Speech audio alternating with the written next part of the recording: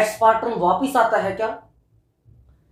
आप सोच रहे हो कि ये मैं सवाल क्यों कर रहा हूं?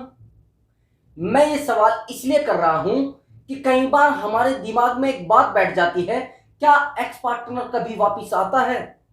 और आता है तो क्यों आता है? क्या कुछ हमें करना पड़ता है या हमें अपनी तरफ से कुछ कोशिशें करनी होती है जिससे हमारा एक्स पार्टनर वापिस आ जाए? क्या ऐसा कर पाते हो? अगर आप ऐसा कर पाते हो तो आपका पार्टनर वाकई में वापिस आ जाएगा, सच में वापिस आ जाएगा। लेकिन कुछ करना पड़ता है। इस दुनिया में कुछ भी इम्पॉसिबल नहीं है, असंभव नहीं है। अगर आप बिल्कुल डिसीजन ले ले कि मुझे अपने एक्स पार्टनर को वापिस लाना है, तो आपका एक्स पार्टनर मैं दावे के साथ कह सकता हूं वापिस आ जाता है। और एक्स पार्टनर के वापिस आने की सच्चाई मैं आप लोगों के सामने आज पर्दाफाश कर सकता हूं।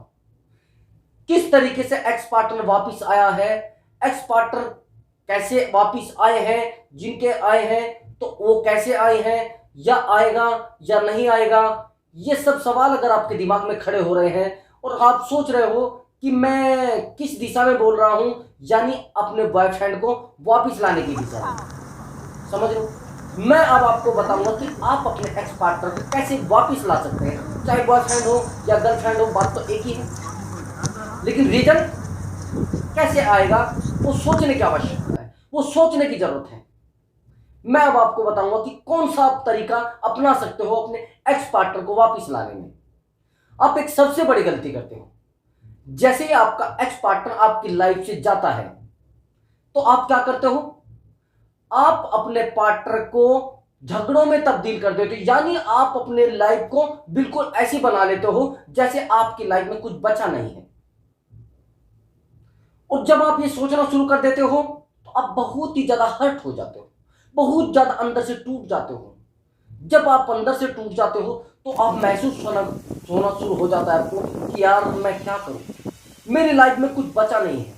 क्योंकि आपकी टोटल सिचुएशन, टोटल लाइफ आपकी उसी से जुड़ी होती है।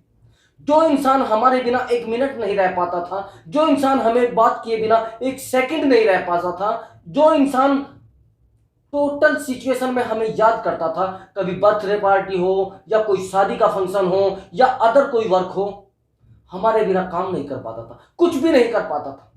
लेकिन आज वही इंसान कैसे जिंदा रह रहा है, कैसे अपने आप को डेवलप कर रहा है, कैसे उसको खुशी मिल रही है। जो इंसान बोलता था कि मेरी खुशी जो है ना वो आप हो, अगर ऐसा कुछ है तो क्यों है, क्यों वो इतना मजबूत हो गया है कि आपको याद तक नहीं करता। अब मैं आपको कुछ स्टेप बताऊंगा, कुछ तरीके बताऊंगा, कुछ टिप्स बताऊंगा। उन टिप्स को आप अच्छे से फॉलो करना। आपका एक्स पार्टनर चाहे जहां हो, जिस मूड में हो, जिस एटीट्यूड में हो, मैं दावे के साथ कह सकता हूं कि आपका एक्स पार्टनर आपके पास आ जाएगा। आप सोचने पर मजबूर हो जाओगे। अब आपको क्या करना है, आपको सबसे पहले तो उससे डिस्कनेक्ट हो जाना है। डिस्कनेक्ट कैसे हो जाना है, अगर आप सोशल मीडिया पे काम करते हो, जैसे आप फेसबुक चलाते हो या व्हाट्सएप चलाते हो या फिर आप इंस्टाग्राम चलाते हो, वहां से आपको अपने आप को डिस्कनेक्ट कर लेना है। अब डिस्कनेक्ट कैसे कर लेना है, डिस्कनेक्ट ऐसे कर लेना है कि आपको बिल्कुल भी किसी भी तरीके से उसके संपर्क में नहीं आना है। उसको लगना चाहिए कि यार कहां गया। और जब आप उसके संपर्क में रहोगे, उसकी जानकारी में रहोगे, तो मेरा मानना है कि आपका पार्टनर फिर आपके पास नहीं आएगा। आपको ऐसा दिखाना है कि जैसा बिल्कुल ही साइड हो गए हो, बिल्कुल खत्म हो गए हो। जब आप ऐसा कुछ दिखाओगे तो आपका पार्टनर आपसे संपर्क साधने का प्रयास करेगा, आपसे मिलने का प्रयास करेगा। लेकिन अगर आप उसके कांटेक्ट में रहोगे, यहां तक कि आपको यह भी कर देना है कि उसके फ्रेंड सर्कल में भी किसी से कोई जानकारी नहीं रखनी है, उसका फ्रेंड सर्कल भी आपको कट कर देना है। अगर आपके कोई फ्रेंड है जो उसके भी जानकार है और आपके भी जानकार है, आपको भी बातें बताते हैं, उसको भी जो आपकी सुनी हुई है, तो ऐसे फ्रेंड से भी कट हो जाना है। अगर आप फेसबुक या इंस्टाग्राम पर कोई पोस्ट डालते हो, उसकी पोस्ट को देखना भी नहीं है, या आप डालते हैं या वो डालता है, उसकी पोस्ट को लाइक नहीं करना है, उसकी पोस्ट को सीन नहीं करना है, उस पर कोई कमेंट नहीं करना है, ऐसा करना है। दूसरा तरीका, आपको क्या करना है, आपको 65 डेज के लिए यानी 65 दिन के लिए उस पार्टनर से बिल्कुल अलग हो जाना है। अपने आप को बिल्कुल ऐसा बना लेना है जैसा आप उसको कभी जानते नहीं थे। अगर रास्ते से भी आपके सामने से निकल जाता है, अगर आपके साथ ऑफिस में वर्क करता है या आपके साथ वो एजुकेशन लेता है, वहां पर भी आपको उसके साथ बात नहीं करनी है। किसी भी प्रकार से उसका कोई भी कांटेक्ट आपके नहीं आना चाहिए, आपके दिमाग में नहीं होनी चाहिए। अगर आपने ये गलती कर दी, बहुत जरूरी होता है ऐसी सिचुएशन में पेशेंस रखना, धैर्य रखना। अगर आप ब्रेकअप में हो तो सबसे ज्यादा मजबूत हथियार आपके लिए होता है धैर्य, पेशेंस। अगर आपका धैर्य नहीं टिक पा रहा है और आप नहीं टिक पा रहे हो, तो मेरा मानना है कि आप ब्रेकअप के दर्द को सहन नहीं कर पाओगे। ब्रेकअप का दर्द एक बहुत बड़ा दर्द होता है, बहुत बड़ा दर्द, जिस दर्द को आप एकदम से सहन नहीं कर पाते। जब आप 65 दिन के लिए नो कांटेक्ट में चले जाओगे तो आपका पार्टनर सोच भी सकता है।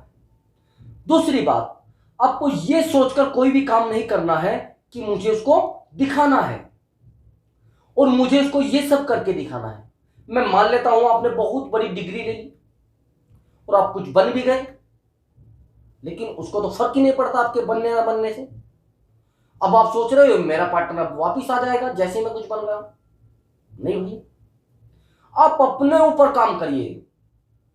जिस काम को आप कर रहे हैं आपको खुशी मिलनी चाहिए, उसमें आपको संतुष्टि होनी चाहिए, आपको लगना चाहिए कि हाँ मैं कुछ कर रहा हूं। आपको जो भी करना है अपनी खुशी के लिए करना है। अगर आप सोशल मीडिया पर 65 दिन के बाद पिक भी डालते हो तो एक खुशी वाली पिक डालें, एक हैप्पी वाली पिक डालें। ऐसी ना डालें कि सैड स्टेटस लगाते हैं कुछ लड़के लड़कियां तो सैड स्टेटस लगा देते हैं, और जब सैड स्टेटस लगा जाते फिर आपके पार्टनर को पता लग जाता है कि ये अभी भी दुख में है। तो आप जब अपने ऊपर काम करोगे और एक लेवल पर पहुंच जाओगे तो आपका पार्टनर दौड़कर आपके पास आएगा। और मेरा मानना है कि ऐसे पार्टनर को अगर आ भी गया तो एक्सेप्ट नहीं करना चाहिए, ना ही करे एक्सेप्ट, आ जाएगा। लेकिन मैं दावे के साथ कह सकता हूं अगर ये रूल फॉलो करोगे। ठीक है मेरे प्यारे दोस्तों, अगर आपको हमारी वीडियो अच्छी लगी है तो वीडियो को लाइक कर दें और चैनल को सब्सक्राइब कर दें और बेल आइकन जरूर दबा दें। Bye bye.